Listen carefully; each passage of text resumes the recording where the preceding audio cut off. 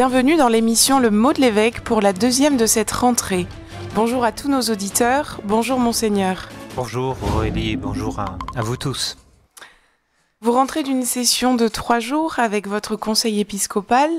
Petit retour sur ce qu'est un conseil épiscopal et son rôle au sein d'un diocèse. Au programme donc de cette émission, comment s'organise un diocèse pour répondre à sa mission ?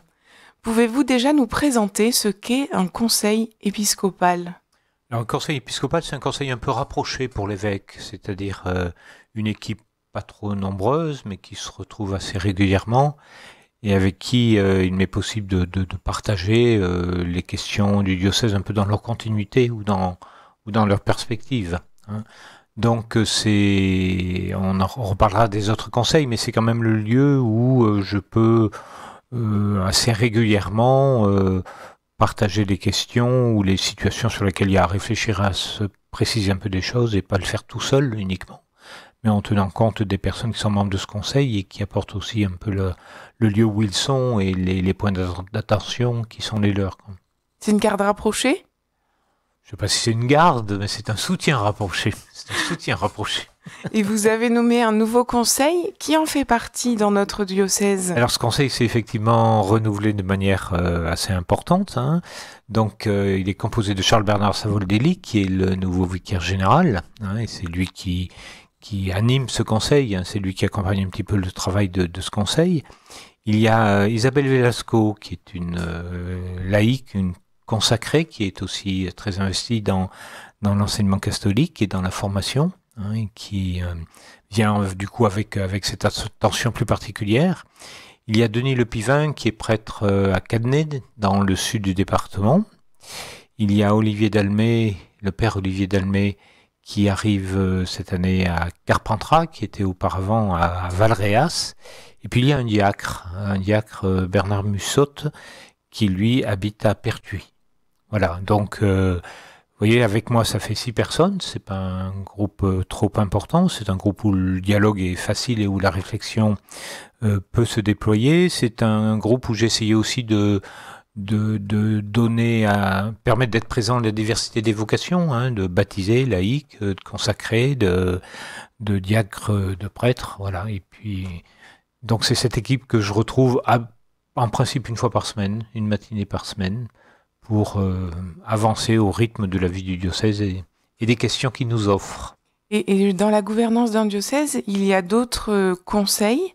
Il y a donc le conseil épiscopal que vous venez de nous expliquer, un conseil presbytéral, un conseil diocésain pour les affaires économiques et un collège des consulteurs. À quoi servent-ils ? Alors ces conseils, c'est des conseils que prescrit le droit canon, le droit de l'Église, demande que dans tout diocèse, l'évêque est un conseil presbytéral, c'est-à-dire il parle même d'un sénat de l'évêque, c'est-à-dire un lieu où soit représenté le presbytérium, hein, le déploiement des prêtres qui accompagnent l'évêque dans sa mission, et qui puisse être un lieu aussi qui réfléchisse avec lui un certain nombre de questions importantes pour le diocèse. Le conseil pour les affaires économiques est un conseil qui lui prend davantage en compte les questions immobilières, financières, matérielles, et qui sont quand même, on peut l'imaginer, très importantes à l'échelle de ce qui est un département, hein, pour les biens d'église, pour ses ressources ou pour ses initiatives. Hein. Puis le conseil des consulteurs, c'est une structure qui intervient moins fréquemment, c'est un déploiement du conseil presbytéral et qui doit être consulté pour des questions tout à fait précises que nous précise le droit, quand on vend des bâtiments, quand on prend des décisions à hauteur financière importante, et qui doit aussi, c'est lui qui désigne par exemple l'administrateur apostolique quand le siège est vacant, quand l'évêque est parti ou qu'il a été déplacé dans un autre diocèse, quoi. Voilà. Et comment ces conseils sont-ils en lien avec tout le diocèse ? Alors, c'est une bonne question, oui, c'est difficile. Celui qui est le plus au courant de tout ça, c'est l'évêque, hein, puisqu'il participe à tous ces conseils, il les convoque pour les écouter. Et l'enjeu, c'est aussi qu'il y ait une parole entre ces différents diocèses. On pourrait même rajouter, mais vous ne l'avez pas évoqué parce qu'il n'existe pas encore dans le diocèse, mais il serait très important qu'il existe dans le diocèse un conseil pastoral diocésain qui soit en grande majorité constitué de laïcs, de baptisés. hein. De même qu'il y a en tout cas un groupe qui anime un peu la vie religieuse. Vous voyez que tous les lieux importants de la vie ecclésiale, les baptisés qui vivent dans leur baptême dans l'état de laïque, les religieux, les prêtres, que tous est un lieu qui puisse faire remonter à l'évêque ses points d'attention, ses vigilances, ses souhaits, ses attentes. Et c'est très important aussi que ces conseils se parlent entre eux, hein, pour à la fois connaître les uns et les autres, et puis permettre que s'ajustent les réalités des uns et des autres. Puis j'ajouterai un autre aspect, c'est que ces conseils-là sont comme une régulation de la responsabilité de l'évêque. Et l'évêque n'est pas tout puissant. Même si on vous dit souvent, mais c'est vous l'évêque, c'est vous qui décidez, c'est vous qui... Et c'est vrai, l'évêque, de manière ultime, c'est lui qui prend une décision face à un certain nombre de questions. Mais c'est très important que quand il décide, il les fait en consultant un certain nombre de choses, en consultant un certain nombre de personnes et de lieux de réflexion, pour ne pas faire avancer l'Église à marche forcée et puis à la volonté personnelle qu'il pourrait avoir en tête, mais pour s'assurer que quand il a une perspective, elle consonne suffisamment chez les prêtres, chez les laïcs, chez les baptisés, pour que on puisse essayer d'avancer en ce sens-là de cette façon, quoi. Donc c'est aussi ça la démarche synodale, en action finalement, ce que vous êtes en train de décrire. L'installation des conseils dans un diocèse, c'est une manière de permettre de vivre la synodalité de manière régulière, de manière habituelle. C'est comme ça que l'Église est invitée à vivre, en faisant que la parole des uns et des autres soit possible, et des lieux pour s'exprimer, et qu'elle soit entendue et prise en compte. Et cette synodalité, ce lien de ces conseils avec le monde civil, quels sont-ils aujourd'hui ? Ça, je ne sais pas si je saurais bien dire. Parce que le lien entre le travail de l'Église en interne et la société civile se fait pas globalement. Il n'y a pas de dialogue entre l'Église globale et la société civile. L'évêque, par exemple, dialogue avec des représentants de la société civile. On a des relations interpersonnelles qui sont assez régulières et qui peuvent être très respectueuses des uns et des autres. Mais il n'y a pas de dialogue de structure à structure. Il y a un conseil presbytéral ne dialogue pas avec un conseil départemental, parce qu'on n'est pas sur les mêmes questions et les mêmes domaines. Mais cette question est importante. C'est aussi une manière de nous demander comment, dans notre réflexion en Église et dans tous ces lieux de réflexion, comment nous prenons en compte la vie d'un département, la vie des personnes et les questions qui surgissent au sein de cette collectivité qui vit sur un département, pour que nous ne réfléchissions pas à côté de ce qui préoccupe les personnes.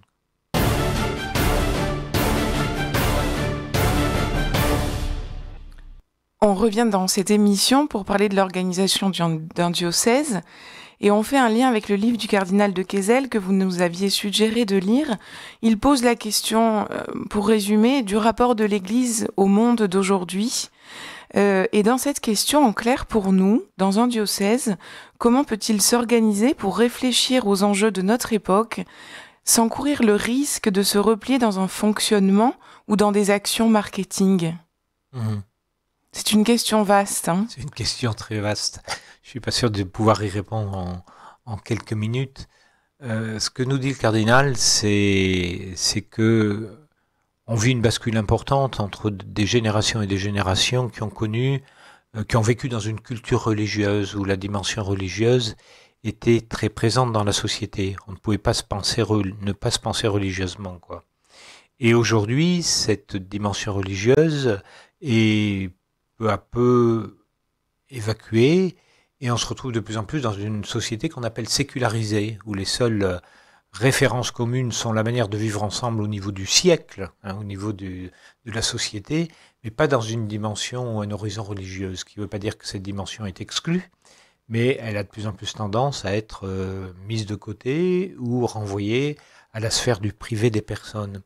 Et quand la société était religieuse, l'Église avait sa place, une place importante, parfois une place très déterminante à certains moments de l'histoire. Elle avait une parole qui était forte, qui était puissante, qui pouvait impulser ou orienter des choses. Aujourd'hui, on se rend bien compte que l'Église, qui a toujours une parole et qui essaie d'avoir une parole, a du mal parfois à la faire entendre. Et dans toutes les questions de société que nous avons pu rencontrer dans les années précédentes, l'Église a toujours cherché à donner son point de vue sur la question la défense de la vie, par exemple, sur la question qui va venir maintenant de la fin de vie. Mais reste à voir si la parole qui est exprimée est une parole entendue et qui rentre dans le débat, ce qui est d'une certaine manière de plus en plus difficile aujourd'hui pour nous, quoi. Donc le cardinal aussi parle beaucoup, distingue christianisation et évangélisation. Est-ce qu'on a à se reposer la définition de ces deux mots? Je crois. Christianisation, c'était faire d'une société une société chrétienne. On a connu, la France a été une terre chrétienne. Hein. On a même dit, et c'était vrai, que c'était la fille aînée de l'Église. Hein. Donc, cette France était chrétienne. Aujourd'hui, on ne peut plus dire qu'elle est chrétienne, mais c'est un pays où il y a des chrétiens. Donc, il ne s'agit peut-être pas, je ne crois pas qu'on puisse aujourd'hui souhaiter et même désirer refaire de toute la France une chrétienté, mais il s'agit pour nous de nous demander comment les chrétiens sont présents au sein d'une société qui est très diverse et qui est même plurireligieuse, puisqu'on voit apparaître et de manière de plus en plus présente un certain nombre d'autres religions, mais comment les chrétiens peuvent être présents au sein de cette société pour manifester le style de vie que leur inspire l'Évangile. Et en manifestant ce style de vie, d'exprimer quel est le sens de la vie pour eux, quel mode de relation ils cherchent à avoir avec les autres, qu'est-ce qui les réjouit et qu'est-ce qui les fait tenir debout dans l'existence. C'est l'un des enjeux de la journée diocésaine qui aura lieu le 16 octobre prochain à Cavaillon, où vous nous invitez à célébrer la canonisation de Saint César de Bus, qui a eu lieu à Rome au mois de mai de cette année. Et pour lancer l'année pastorale, pourquoi Cavaillon ?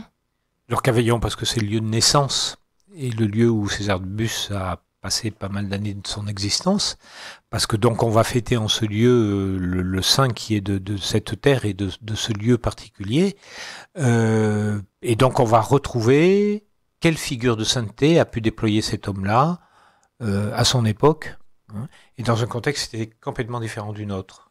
Mais la chance un peu de faire mémoire des saints dans l'Église et de garder des figures un peu comme des repères, c'est de se dire, à un moment donné, en un temps donné, en un lieu donné, ils ont su donner visage à l'Évangile d'une manière particulière. Comment viennent-ils nous interroger aujourd'hui ou nous éclairer?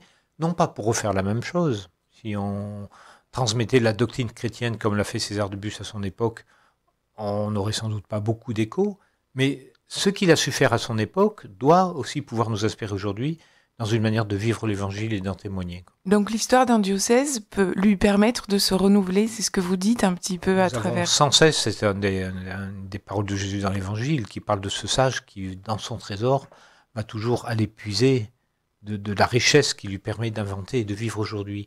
Et donc ce jour-là, à Cavaillon, on fera mémoire de Saint César de Bus et de ce qu'il nous laisse comme figure, et peut-être qu'on a à apprendre à mieux le connaître qu'il n'est connu parmi les chrétiens ici. Et puis d'autre part, et ça sera le deuxième volet de cette journée, qui sera aussi très important, on se dira de quelle manière nous avons aujourd'hui, nous, à nous adapter, à vivre peut-être quelques transformations, quelques déplacements, pour que la façon dont nous cherchons à être l'Église et à la donner à voir au milieu de la société dans laquelle nous vivons, eh bien, soit plus ajustée aux défis qui sont les nôtres aujourd'hui. Merci beaucoup, Monseigneur. Merci à vous. Merci à tous nos auditeurs. Vous pouvez retrouver cette émission sur le site rcf.fr et la web télé du diocèse d'Avignon.